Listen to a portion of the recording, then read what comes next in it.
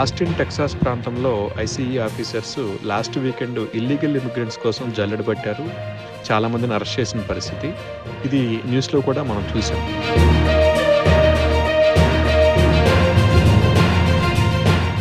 అట్లాగే ఈరోజు ఆస్టిన్‌లోని కొన్ని ఇండియన్ రెస్టారెంట్స్ ఉన్న ప్రాంతాల్లో ఐసీఈ ఆఫీసర్లు రిపోర్ట్ ఇల్లీగల్ ఏలియన్స్ అనే నోటీసెస్ రెస్టారెంట్స్‌కి అంటివ్వడం జరిగింది. అట్లాగే ఈ నోటీసులు చుట్టుపక్కల ఉన్న కొంతమందికి కూడా అందివ్వడం జరిగింది.